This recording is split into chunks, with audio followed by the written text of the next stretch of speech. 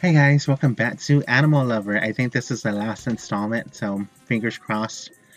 As always, thank you so much for sticking with me through a very long series. I was not expecting this to be like 30 parts, so let's get into this, shall we? Where do you fit into all of this, Andy? What? Why are you here? Do you know what kind of danger you're in? Do you not realize that you're trespassing? I never cursed any women. I never hurt you. But they may be tricking you into believing you needed to be in here to fight a battle that doesn't belong to you. No, we're just trying to turn them back. I desperately want to apologize, but I don't know what I'd be apologizing for. I just don't want her to hurt me. We were going to take your spellbook and then return it. And what would you even do with this spellbook? Did you think you'd be able to read it? No, we have a wizard friend. He agreed. A wizard? Where is he? Why did it? Adara seems put off her guard for the first time since her appearance here. She immediately regains her composure. No, don't answer that. I get it. Andy, I'm going to go out on a limb here.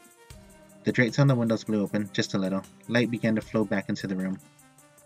Adara pushed her weird wicker chair in front of me. Sit. I'm nervous, of course. Sit. Do it. I sit down. For a moment, I'm turned toward the boys, who are still frozen in fright. Adara then spins my chair so I'm facing toward her. Would you say you've got a lady boner for any of these guys? What? A lady boner? A crush? The hots. My composure immediately falls. The way she said that was strange and out of character. I'm torn between the uncomfortable sensations of my embarrassment and my life being in danger. Calm down, I'm not going to hurt you. Not you, you're safe. I was like you a long time ago. Do you need a tissue?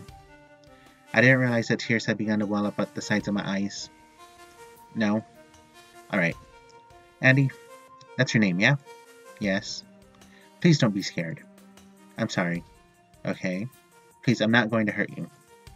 You and I don't have to hate each other. We're cool. I'm not scared. Good.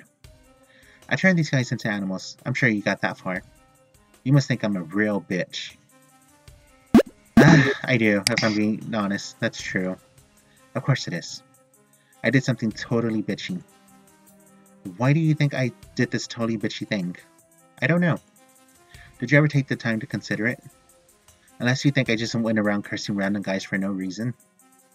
They all said that you got really angry at them beforehand. That's true. I did. Why? Please change us back. We'll leave. We won't bother you and we won't bother Andy. We'll go away forever. Is it Miguel, Andy? Do you want to know what he did? I'm silent. Torn between melancholy and fear. Let me tell you a story about Miguel. What did Miguel tell you about his meeting with me? Did he tell you he knew me? What exactly did he say? He said that he held the door open for you. And you got really angry at him. Oh? Couldn't be further from the truth. Well, we knew each other. Sometime in the what? Late 90s? Early 90s? Mid 90s. Miguel says from across the room. Right. I was working as a reception for a gym. Well, not a gym as much as a sort of a large community fitness center thing, whatever. I was right down the street from a high school, so local jocks would come in to get their pump in. They were mostly unobtrusive, if just a little annoying for the most part. Not the worst job I ever had. One boy, however, was just a little bit different from the rest. A tall, dark, and handsome thing who never came in with the group. He always came in alone. He'd always say hi, he was always polite. After what happened with Frankie and Kyle, I wasn't going to be so easily fooled. I didn't give him the time of day. Really though, it never wore him down. Other guys would dismiss me as being just a bitch, or trying to tell me how to live my life just because I wasn't a perfect little housewife every time they felt like it was time to make small talk. Ugh. But Miguel didn't. He always waved, always said hello. Does that sound at all like Miguel? He's just a big sweetie pie, isn't that right? No noise comes from the corner of Miguel's standing in. His head is bowed and his eyes are pointed directly at the ground. Yeah, nothing to say. I expected as much. Being a big idiot even then, I eventually let his optimism override my better judgment. I eventually started saying hi back. It seemed to make him happy at the time. I started to look forward to hearing from him, even if it was for a second. When we began talking, he'd update me as to his life. his swim team shit and football and whatever. One day he approaches my counter and asks when I'm getting off if I wanted to hang out. It had been a long time since I had a real friend, so I said sure, why not? I was an idiot for even entertaining the notion. When my shift ends, Miguel comes back to the gym dressed up with a nice jacket and with flowers like I had agreed to a date. I asked him what's going on, still behind the counter. He told me that he was here for a date. I told him it wasn't a date. That was never the idea. I expect to see him get sad, but instead he gets jumpy. He starts asking me if it could just be a date just this once. I asked him what the fuck was going on, but he wouldn't say anything. Just kept asking me to go on a date with him just once. He was begging me only once. I told him no, because I'm not interested. And here's the funny part. You know how he said he held the door open for me, which made me, what, angry? Like one offensive misogynist gesture is all it took to get me to attack someone? Which, by the way, I'm guessing you bought it. I remained silent to give her all the space she needs. I want to get to the end of the story as quickly as possible. The irony is that he didn't hold the door open for me. He blocked it. He stood in front of my work door and pleaded. Wouldn't let me out until I agreed to go on a date with him. I asked him to just let me out. He said no. He said, oh, please, Ada. Oh, I was Ada at the time. I said, let me out. He said, please, just go on one date. I was forced to say something. I couldn't reason with him. Are you beginning to see my dilemma? I was the one locking up that night, so there was no one around to watch me let a dog out of the gym. Decades later, he's trespassing in my house, pretending that he had given me a choice, pretending as if he was just some innocent soul who was just trying to be polite. Miguel, is any of this untrue? Am I being unfair? No, it's all correct. Good boy. Now, tell me I had a choice. Tell me I should have just gone on the date with him. I won't apologize for what I did to Miguel. He left me no choice. And he didn't deserve to be seen as anything but the filthy animal he is anyway. Did you know this, Andy? Did he ever give you my side of the story, or was it too important to him for you to believe he was just a beleaguered little sweetheart? No. I didn't know any of that. I don't want to believe it. Neither did I. Miguel has bowed his head completely. His fingers are running through his hair. He sniffles softly, his knees bent slightly. But did you have to keep him as an animal? Couldn't you have just magically forced him away, done something that didn't take him away from his family? I'm not telling you this so you'll like me, Andy. I just want you to know the truth. And now you do. Is that the person you found yourself falling in love with? Or are his true colors start shining through? A slight quivering moment in Miguel's direction. Don't ask me if I'm in the right. Ask yourself a person who would do this and lie to you about it, up until you're even robbing people's houses for him if he deserves your affection. You do that and I'll let you go. God, that was not the way I intended this fucking episode to go. Let's go with the first option. I can always come back and edit later. I'll look past it. What? I need to. I can't help what I felt just as much as you couldn't help that you hurt. I trust Miguel. I know now what he did to you. It was terrible and I wouldn't have wished on anyone. I wish I had known about it earlier. It's a red flag and I'm not going to remain with him without wondering what he's capable of. But I have to give him a chance anyway. Because he's kind. In my experience, he's a kind soul who only wishes the best for every person he meets. Because he's sweet and has a good soul, as far as I've seen. And he hasn't broken my heart yet. I wish I could just wait until I found someone incapable of hurting someone else. It would be wonderful if I had 100 years to spend waiting until I found someone who doesn't have the capacity to inflict harm onto anyone. But I can't. Even if that guy does exist, how many happy hours would I lose waiting to find him? When I have someone who's at least trying to be a better person. And trying to make up for lost time. I can't waste my time trying to fault him for something that happened a long time ago. I'm just going to have to find out myself. The room is silent. Adara stares piercing through me. It's scary and I'm sitting and wondering if she's going to change her mind. Miguel started to lift his head again. I can see the whites of his eyes and he looks up toward me. Frankie and Edmund, both standing next to him, placed their arms over his shoulders. Adara breathes in deeply. You're making a big mistake. Why would you waste your precious time with someone who's just going to end up hurting you? I'm not sure you're at liberty to talk about hurting people, Adara. Will you please remove the curse? No, just leave. Still quiet. Adara has gotten up, walking toward the door past the men. She opens the previously locked door. Light spills in and the entire room rejoins reality. Go. Please, Adara. What will keeping them locked in these bodies prove? By hurting them, you aren't changing anything. Because he's sick, because when Miguel decides to show you what he's capable of and ends up breaking your heart or worse, then I will know that I struck him back. And if he doesn't, he will. And if he doesn't, shut up or leave, or I swear to God I'll kill you. Stop. What? Adara, can I make this right somehow? Is there anything I can do? Anything. Would giving up do it? Turn me back into a dog. Permanently.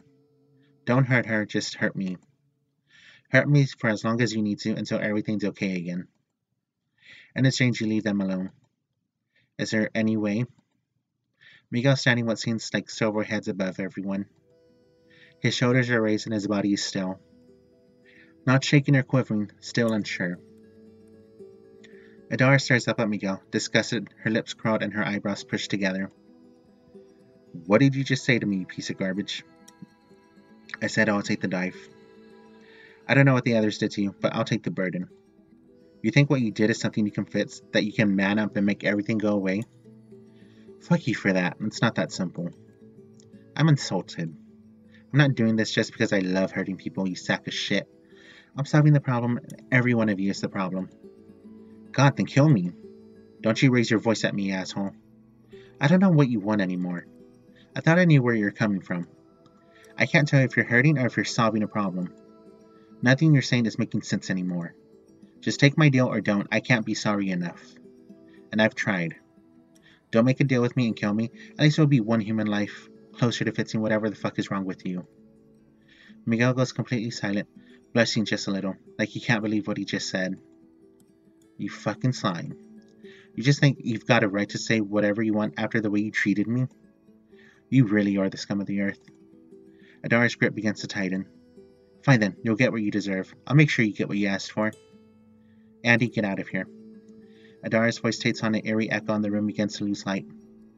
Know now and forevermore the dreadful witch of Amadine, my chloric knuckle-spin fear the lights of which you've never seen. Adara's eyes begin to glow and her feet begin to lift off the ground. I weave tapestries of horror and tales of sorrow that persist on the untenable edge of tomorrow. Kneel now and never forget the name of the Grand Witch Adara. Are you done yet? Miguel and Adara both turned toward me, their eyes questioning and shot like I'd said something surprising. Which made sense the moment I realized I was screaming at a witch. Are you just going to hurt him forever? God, I would have gotten bored by this point. Are you pissed off that I like someone you don't? That someone like Miguel, someone who's sorry, gets to exist? There are more deserving people to hurt. And they don't deserve what you're doing either. I'm not leaving until you change them back or kill me. Okay, can we be done now? Can I apologize on their behalf? Can you just kill someone so you can stop feeling so sorry for yourself? What's it going to take to end this? Did you even have an end in mind? Or were we just going to keep hurting people until you died so when you died you can say that you got back at everyone? I've had to live in the shadow of the horrible things you've done to these boys for less than a month, and I'm already sick of this, for me and for them. I'm done, I'm sick. It's sick and it's awful, and we just want to go live our lives away from you. You can change us back, we'll go away, and then Miguel can break my heart like you said he would, and you can just spend the rest of your life being right. Okay? Please? Please? By the time I'm done screaming, I am also in tears. Adara's feet have touched the ground, and the only thing I can hear is my own sobbing. The only thing I can feel is the pressure behind my eyes and my forehead as I keep sobbing. The only thing I can do is close my eyes. I'm so scared. Somewhere in the midst of everything, I get a little self-conscious about the snot just below my nose. I wipe it on my shirt sleeve, but I'm not done sobbing. My throat is beginning to feel rough as I continue. I don't dare look up. I don't want to know what I'll see. It's done. Her words skim past my ears. I'm still trying to wipe tears from my cheeks. Hey, I said it's done. I remove the curse. From everyone. You even missed a guy. He's okay now. Your ferret boy's back too. Somewhere. Couldn't tell you where. Probably naked in some forest. Now get the fuck out of my house. I look up. Adara's standing in front of me with her spellbook open. The other boys are also looking at her, confused. All of you, seriously, get the fuck out of my house. Charlie's the first to go, ducking out quickly, clearly have gotten the message before anyone else. Come on, get the fuck out of here. If any of you ever come into my house again, I will fucking murder you. Frankie's next, booking it out of the house. Adam instant after. Miguel looks at me stoically. His eyes are sad and he seems to be frozen in thought. He extends his hand toward me.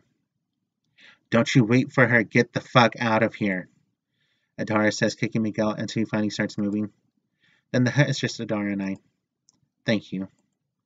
Don't you dare thank me. You're just as bad as those fucking animals out there. Get the fuck out and don't ever come back. Receiving the hint, I began to scatter out of the house. I don't know why I felt compelled to thank her, for simply reversing all the pain she caused. At her doorstep, I turned back to say one last word, anything. Adara? It's too late, she slams the door in my face. And we're safe. It feels bittersweet. I look behind me to see the rest of the boys. They're just as dumbfounded as I am. All of them have their mouths open and their shoulders are shaking. No one knows how to react and everyone's looking at me. Why are they looking at me? What else do they want from me? I raise my arms. My fists are above my head. A lot of them still don't know how to react. I was about to say we did it, but we really didn't do anything. Everything's okay. That's not a great cheer, all things considered. How about... Yeah. Woohoo. Frankie looks around as the others for a moment, his fists tightening. Yeah. Others follow. It's over. We're okay. We're alive. They're all hugging each other. I approach them and they bring me in for a group hug. It lasts about 12 seconds before Charlie speaks up. Hey, we should get off Adara's porch. Everyone's mind snaps back into place and we all start racing toward Dustin's car. Somewhere along the way, Miguel's hand finds mine. We run through the woods in ecstasy, hand in hand, thanking God that we're still alive. With nothing gained and with every scar that we had suffered as a consequence of so much lost time. Just happy to be alive. Oh my goodness.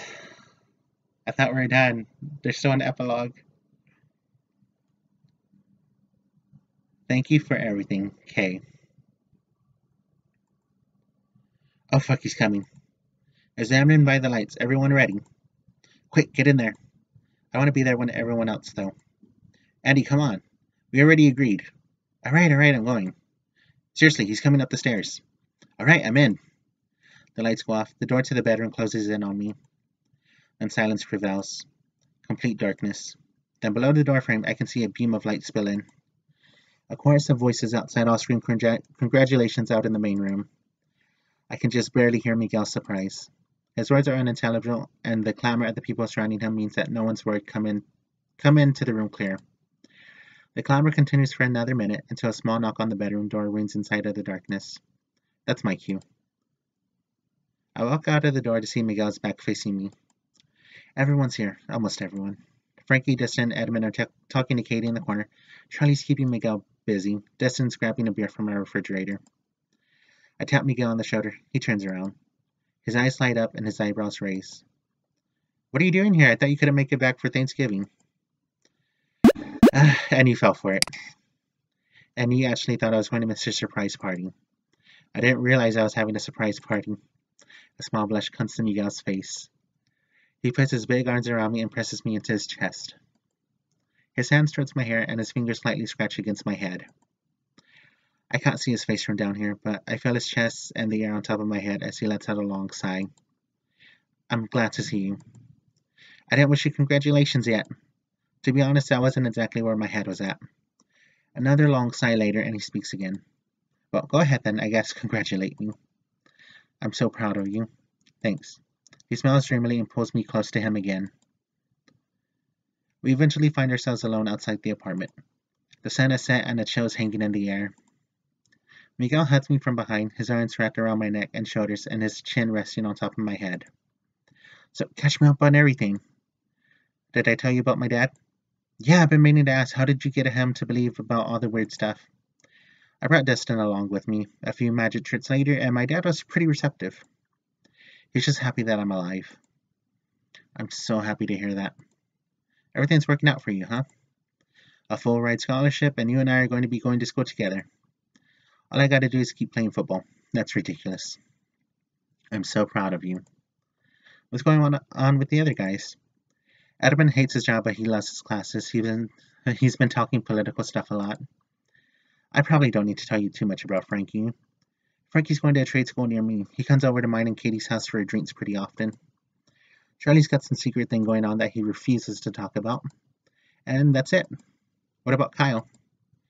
Nothing, not since the note. He'll show up when he's ready to, I'm sure. Miguel kisses the top of my head and then leans down to kiss my neck. A blush comes to my face and a chill runs down my spine. I'm so happy. Why am I so frightened to show it? You are? It's like I get to continue my life right where I left off at twice the man I used to be. And I get to continue it with you. I feel so lucky. I feel lucky too. When do you go back? Not now. Not at this moment. It doesn't matter. Miguel presses his cheek to mine and pulls me in an embrace. I can't wait to see you at school, Miguel. I can't wait. You're right here. Good point. But now I'm happy. In the cold, uncertain, exciting moments before we begin our lives together, I'm so happy. Aww. 10 out of 10.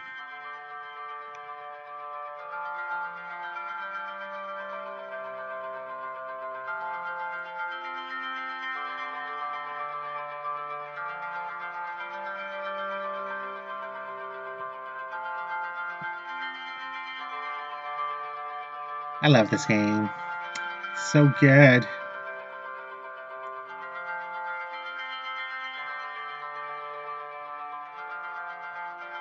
And what lovely art too, so I can't complain. This was such a good game. I'm so glad I kept playing it. And thank you to everyone who kept watching this series. I know it was so lengthy, but the episodes were short. But I quite like this game. It's definitely one of my favorites. As always, you can buy this on Steam. I can't remember how much. I did get it in a bundle, so I can't tell you what I even paid for it. But as always, thank you so much for watching. I'll see you very soon. We can totally watch the credits together. I love the music too. It's such a great thing. You should go follow all of these wonderful people on Twitter. I think I have them on Twitter somewhere. I gotta find the tweet for them. But oh my goodness, this is such a cute game. I love the art. I thought it was beautiful. I'll probably be doing a compilation video of all my fun reactions I've had to this fucking game. But yeah. Aw, Kickstarter backers and staff. Ow.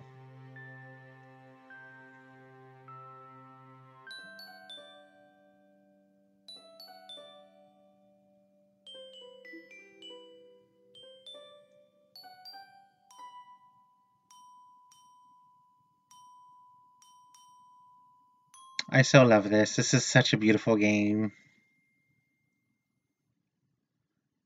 Oh my goodness. What do I do now? What do I do with my life? Oh gosh, I honestly ran out of words to say just now. But yeah, I really do appreciate everyone who stuck around with me. As always, I will see you very fucking soon for some more. I have no idea about our games. I do have a future project I'm working on, and hopefully you can catch me on Sahil's podcast soon. I don't know when we're recording, but hopefully that's going to be happening very soon. But yeah, as always, thank you so much for watching. Bye for now. Bye for now.